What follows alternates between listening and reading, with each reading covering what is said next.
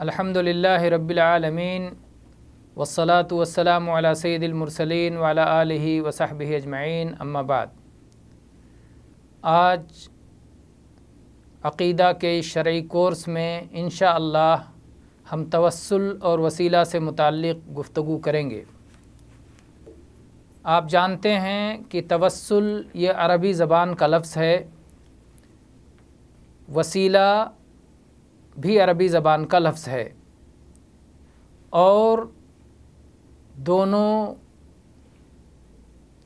کا مادہ واو سین لام یا اسی طرح سے وسیلہ واو سواد سے دونوں کا معنی قریب قریب ہے، اور وہ یہ ہے کہ کسی مراد یا مقصود کو حاصل کرنے کی کوشش کرنا۔ یہ عربی زبان کے اعتبار سے اس کا معنی ہے، کسی بھی مقصد کو پانے کی کوشش، کسی بھی مراد کو حاصل کرنے کے لیے سعی اور تگ و دو کا نام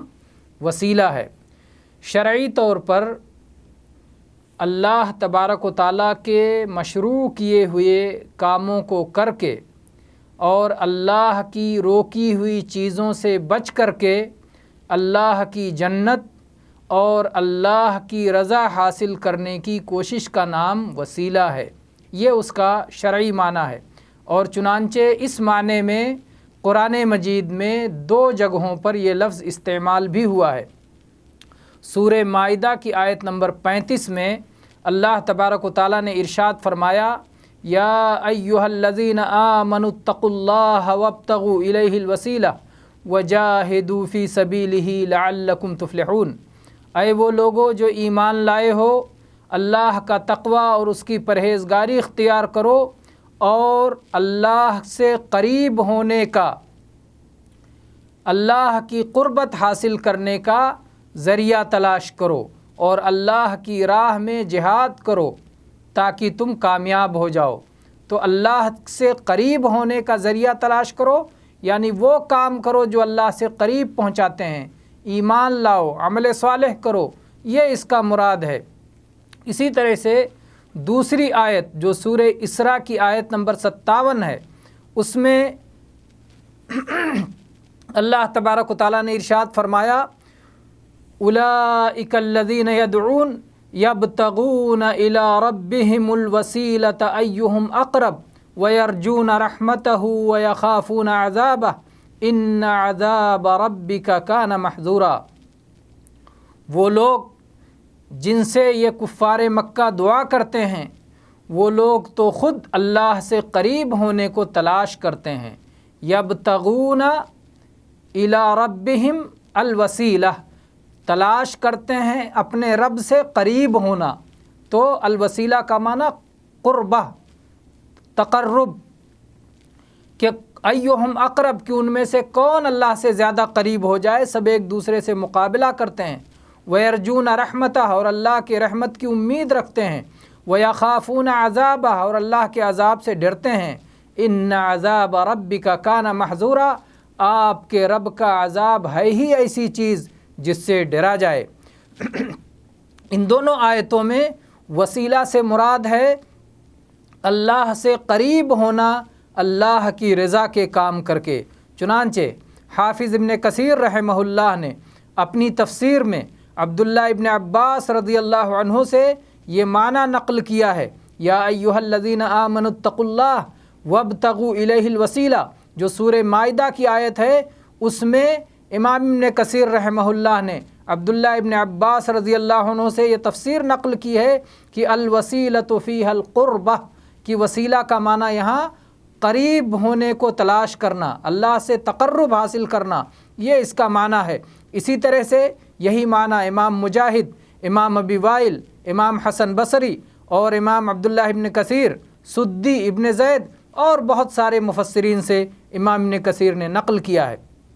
اور جہاں تک سورہ اسراء کی آیت ہے، سورہ اسراء آیت نمبر 57 جو بھی دوسری آیت پڑھی گئی، تو اس کے بارے میں عبداللہ ابن مسعود رضی اللہ عنہ جو مشہور صحابی ہیں، اس کا سبب نزول بیان کرتے ہوئے بتلاتے ہیں، جس سے اس کے معنی کی وضاحت ہو جائے گی۔ وہ فرماتے ہیں کہ یہ آیت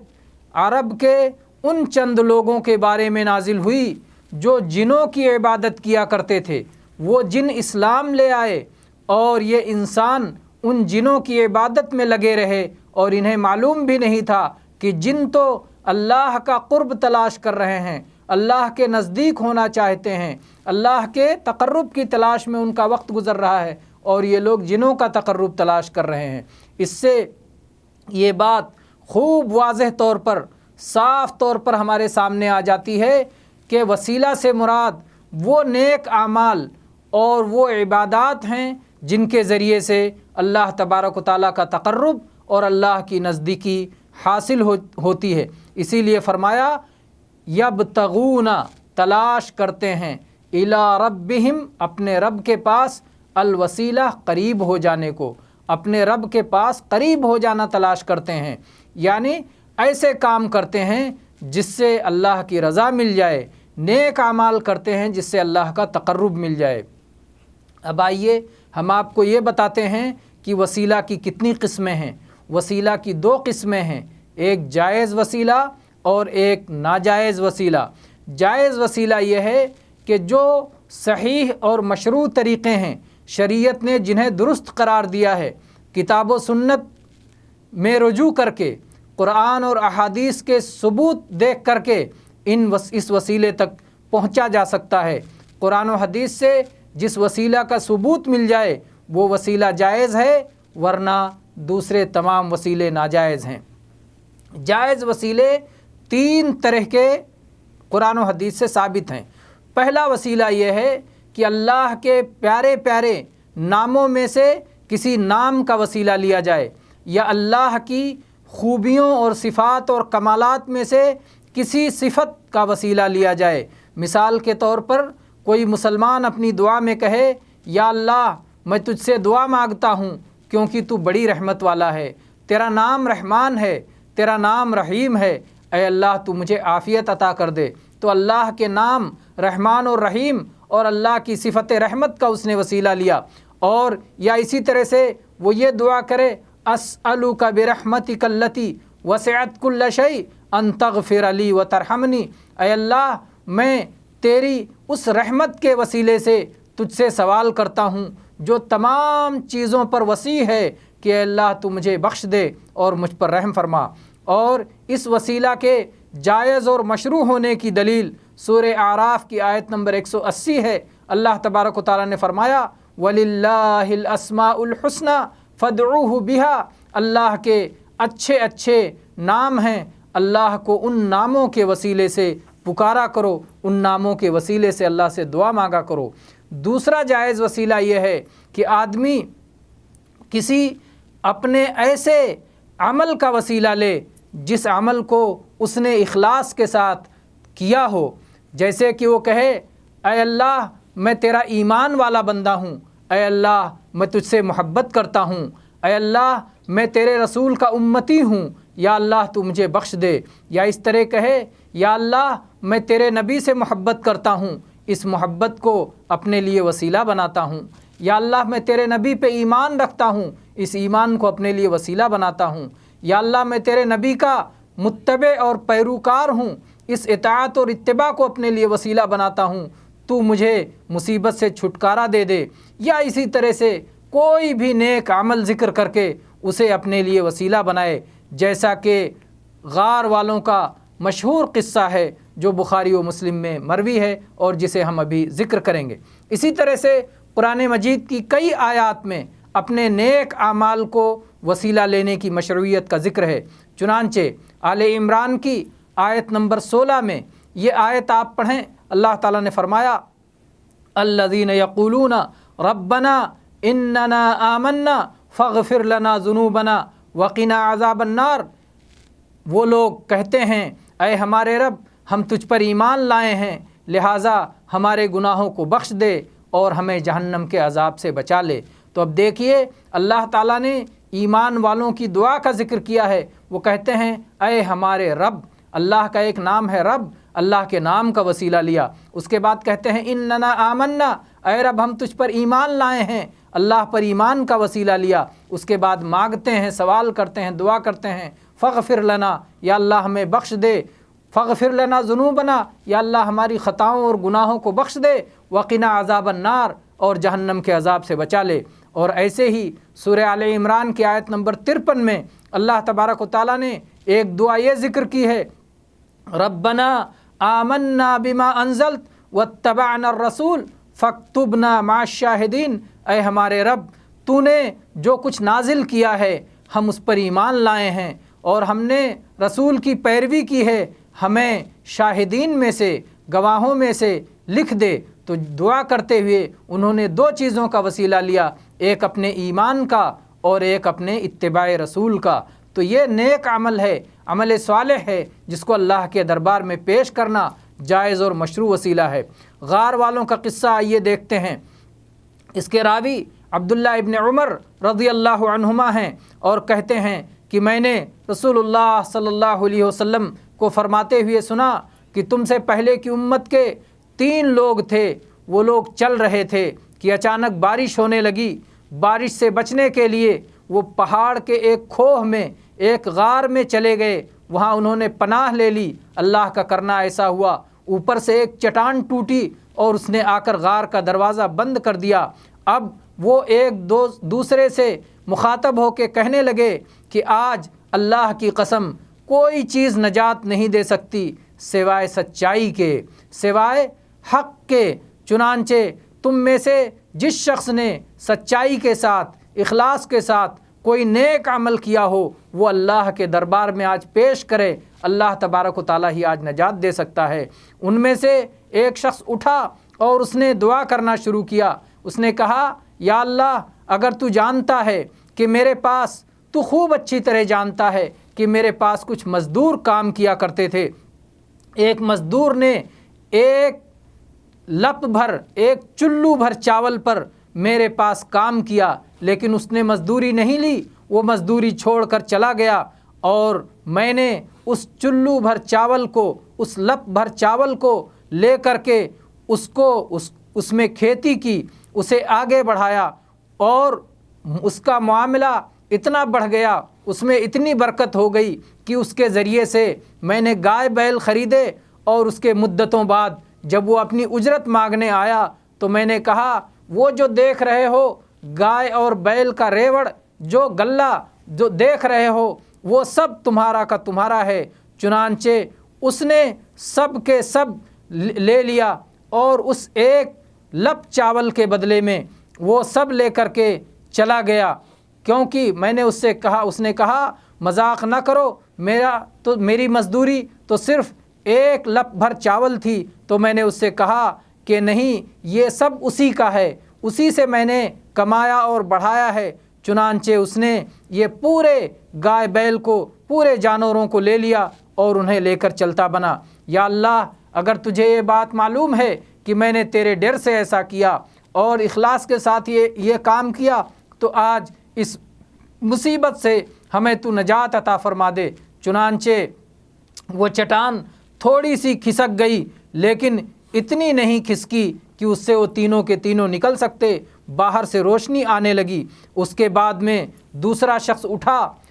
اور اس نے کہا کہ یا اللہ تو خوب جانتا ہے کہ میرے بوڑھے ماں باپ تھے، اور میں روزانہ بکریاں چرا کر کے ان کے لیے اپنی بکریوں کا دودھ لا کر انہیں پلایا کرتا تھا۔ ایک رات مجھ سے تاخیر ہو گئی، رات دیر سے پہنچا، جبکہ وہ سو چکے تھے۔ میرے بچے، میرے بیوی بچے بلک رہے تھے، بھوک سے تڑپ رہے تھے، لیکن میں نے اپنے ماں باپ سے پہلے اپنے بیوی بچوں کو پلانا درست نہیں سمجھا۔ میں نے کہا جب تک میرے ماں باپ یہ نہیں پی لیں گے تب تک میں تمہیں نہیں پلاؤں گا، اور میں نے ان کی نیند کو بھی خراب کرنا مناسب نہیں جانا، اس لیے میں نے انہیں جگایا بھی نہیں۔ چنانچہ میں انتظار میں صبح تک دودھ کا پیالہ لے کر ان کے سرہانے کھڑا رہا۔ اے اللہ اگر تو جانتا ہے کہ میں نے تیرے ڈر سے اور تیرے حکم پر چلنے کے لیے اخلاص کے ساتھ میں نے یہ عمل کیا تھا، تو آج اس مصیبت سے ہمیں نجات دے دے۔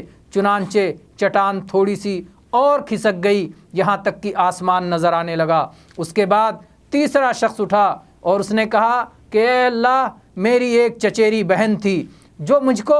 بہت محبوب تھی، میں نے اسے بہت پھسلایا لیکن اس نے انکار کیا، یہاں تک کہ میں نے 100 دینار میں معاملہ طے کر لیا، اور جب اس نے 100 دینار لے لیا اور میں اس پر قادر ہو گیا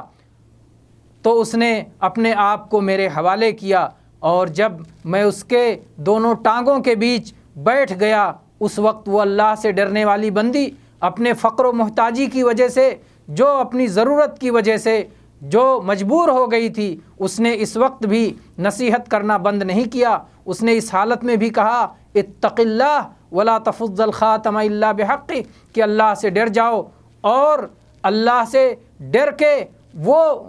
مہر، وہ ٹھپا جسے تمہیں توڑنے کی اجازت نہیں ہے، جو تمہارے لیے جائز نہیں ہے، ویسا مت کرو۔ اللہ کا خوف دلایا، کہتے ہیں اللہ کے ڈر کی وجہ سے میں چھوڑ گیا، میں اٹھ گیا، اور وہ 100 دینار جو میں نے اسے دیے تھے وہ بھی میں نے معاف کر دیا، میں نے اس سے واپس نہیں لیا۔ یا اللہ اگر تیرے ڈر سے میں نے یہ گناہ چھوڑا تھا، یا اللہ اخلاص کے ساتھ اگر میں نے یہ گناہ چھوڑا تھا اور یہ نیکی کی تھی تو اے اللہ آج اس مصیبت سے نجات دے دے۔ چنانچہ چٹان تھوڑی سی اور کھسک گئی اور اتنی جگہ بن گئی کہ اس سے وہ آسانی سے نکل سکتے تھے، اور چنانچہ وہ باہر کھلے میدان میں نکل آئے۔ یہ صحیح بخاری کی حدیث ہے، 3465 نمبر پر یہ حدیث موجود ہے۔ تو آپ دیکھ رہے ہیں کہ اس میں ان 3 پریشان حال لوگوں نے اپنے نیک اعمال کا وسیلہ لیا، اور اللہ تبارک و تعالیٰ نے اس وسیلے سے ان کی دعا قبول فرمائی۔ تو یہ دوسرا جائز وسیلہ ہے۔ تیسرا جائز وسیلہ ہے کہ آدمی کسی نیک انسان کی دعا کا وسیلہ لے، جس کی دعا کی قبولیت کی امید ہو۔ آج کل تو چلتے پھرتے ہر ایرے غیرے سے لوگ کہتے ہیں میرے لیے دعا کرو۔ دعا کے وسیلے کی جو اہمیت تھی وہ لوگوں کے دلوں سے نکل گئی۔ ہر کسی سے درخواست نہیں کرنا، ایسے شخص سے درخواست کرنا جو نیک شخص ہو اور جس کے دعا کی قبولیت کی امید ہو، جو صالح ہو، جو متقی اور پرہیزگار ہو، جو اللہ کا فرما بردار ہو۔ ایسے شخص سے اپنی مصیبت کی دوری کے لیے یا کوئی اچھا کام حاصل کرنے کے لیے، صحت و عافیت کے لیے، کسی چیز کے لیے بھی دعا کروانی چاہیے، اور اس کی مشروعیت کے لیے بہت ساری احادیث دلیل ہیں۔ چنانچہ صحابہ کرام نبی کریم صلی اللہ علیہ وسلم کی خدمت میں جایا کرتے تھے اور آپ سے دعا کا مطالبہ کیا کرتے تھے، اور آپ سے دعائے عام کے لیے بھی مطالبہ ہوا اور دعائے خاص کے لیے بھی۔ چنانچہ دعائے عام کے لیے آپ یہ حدیث دیکھیں جو صحیح بخاری اور صحیح مسلم میں انس بن مالک رضی اللہ عنہ سے مروی ہے کہ جمعہ کا دن تھا، ایک شخص نبی کریم صلی اللہ علیہ وسلم کی خدمت میں آیا، آپ منبر پہ کھڑے خطبہ دے رہے تھے۔ اس شخص نے رسول اللہ صلی اللہ علیہ وسلم کا سامنا کیا، کھڑے ہو کر آپ سے درخواست کی، کہا اے اللہ کے نبی ہمارے جانور تباہ ہو جائیں گے، راستے منقطع ہو جائیں گے، اللہ سے بارش کے لیے دعا فرمائیے۔ رسول اللہ صلی اللہ علیہ وسلم نے اپنے دونوں ہاتھ اٹھائے اور آپ نے کہا اللہم اسقنا، اللہم اسقنا، اللہم اسقنا، یا اللہ بارش برسا دے، یا اللہ سیرابی دے دے، یا اللہ بارش برسا دے۔ انس رضی اللہ عنہ کہتے ہیں اللہ کی قسم آسمان میں کوئی بدلی نہیں تھی، کوئی کسی طرح کی بدلی نظر نہیں آ رہی تھی، کچھ بھی نظر نہیں آ رہا تھا، پورا جو ہے مدینہ میں کسی طرف کوئی بدلی نظر نہیں آ رہی تھی، لیکن اچانک ایک بدلی اٹھی ڈھال کی طرح، اور دیکھتے دیکھتے وہ آسمان کے درمیان میں پہنچی اور پھر پھیل گئی، اور اس کے بعد اس قدر بارش ہوئی کہ پورے ہفتے 6 دن تک ہمیں آسمان نظر نہیں آیا، بارش ہوتی رہی۔ جب اگلا جمعہ ہوا تو وہی شخص یا کوئی اور شخص دروازے سے داخل ہوا، اور پھر اس وقت جب کہ رسول اللہ صلی اللہ علیہ وسلم جمعہ کے دن کھڑے ہو کر خطبہ دے رہے تھے، اس نے کہا کہ اے اللہ کے رسول مال تباہ ہو جائیں گے، راستے بند ہو جائیں گے، آپ اللہ تعالیٰ سے دعا فرمائیے کہ اللہ تعالیٰ بارش روک دے۔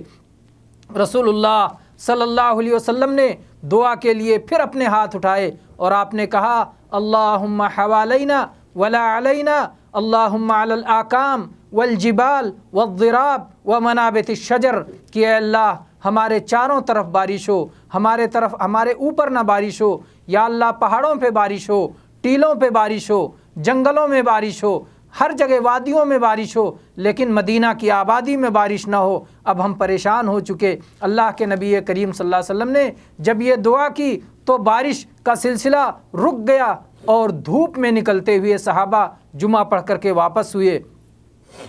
تو ایک راوی شریک کہتے ہیں کہ میں نے انس رضی اللہ عنہ سے پوچھا کہ وہی پرانا آدمی تھا جس نے پچھلے جمعہ میں درخواست کی تھی، اس نے ہی دوبارہ درخواست کی یا کوئی اور تھا؟ تو انس رضی اللہ عنہ نے فرمایا لا ادری، مجھے نہیں معلوم کہ وہی شخص تھا یا کوئی اور شخص تھا۔ یہ حدیث صحیح بخاری میں 1013 نمبر پر اور صحیح مسلم میں 897 نمبر پر موجود ہے۔ بہرحال یہاں رسول اللہ صلی اللہ علیہ وسلم سے عام دعا کی درخواست کی گئی اور آپ صلی اللہ علیہ وسلم نے سب کے لیے دعا فرمائی۔ ہم آخری حدیث جائز وسیلہ کے تعلق سے آخری حدیث ذکر کر کے آج کا درس ختم کر دیں گے اور انشاءاللہ اگلے درس میں ممنوع وسیلہ اور ان کے شبہات کا رد بتائیں گے۔ تو نبی کریم صلی اللہ علیہ وسلم نے جب ایک بار بیان فرمایا، صحیحین کی حدیث یہ بھی ہے بخاری و مسلم کی، آپ نے بیان فرمایا کہ 70,000 لوگ بلا حساب اور عذاب کے جنت میں جائیں گے، اور آپ نے فرمایا یہ وہ لوگ ہیں جو کسی سے جھاڑ پھونک نہیں کرواتے، یہ داغنے کا آگ سے داغنے کا علاج نہیں کرتے، یہ لوگ برا شگون نہیں لیتے، یہ لوگ اپنے رب پہ بھروسہ کرنے والے لوگ ہوتے ہیں۔ تو ایک صحابی وکاشہ ابن محسن رضی اللہ عنہ کھڑے ہوئے اور انہوں نے کہا یا رسول اللہ ادعو اللہ ان یجعلنی منہم، اے اللہ کے رسول میرے لیے دعا فرمائیے کہ اللہ تعالیٰ مجھے بھی ان 70,000 لوگوں میں سے کر دے جو بلا حساب و عذاب کے جنت میں جائیں گے۔ اللہ کے نبی صلی اللہ علیہ وسلم نے فرمایا انت منہم۔ یہاں دیکھیے انہوں نے خاص اپنے لیے دعا کی درخواست کی، تو اپنے لیے یا تمام لوگوں کے لیے عام اور خاص ہر طرح کی دعا کی درخواست جائز ہے۔ اسی طرح سے یہ حدیث صحیح بخاری میں 5705 نمبر پر اور صحیح مسلم میں 218 نمبر پر ہے، اور اسی میں سے وہ حدیث بھی آتی ہے جس میں اللہ کے نبی کریم صلی اللہ علیہ وسلم نے اویس قرنی رحمہ اللہ کا ذکر فرمایا اور پھر صحابہ سے کہا فاسألوہ ان یستغفر لکم، ان سے کہنا کہ وہ تمہارے لیے بخشش کی دعا کریں۔ یہ صحیح مسلم کی حدیث ہے۔ تو اس طرح سے کسی بھی نیک پرہیزگار اور مستجاب الدعوات شخص سے اس کی زندگی میں دعا کروانا یہ جائز وسیلہ ہے، لیکن موت کے بعد کسی سے دعا کی درخواست کرنا ظاہر بات ہے موت سے سارے اعمال کا سلسلہ منقطع ہو جاتا ہے، اس لیے وہ جائز وسیلہ نہیں ہے۔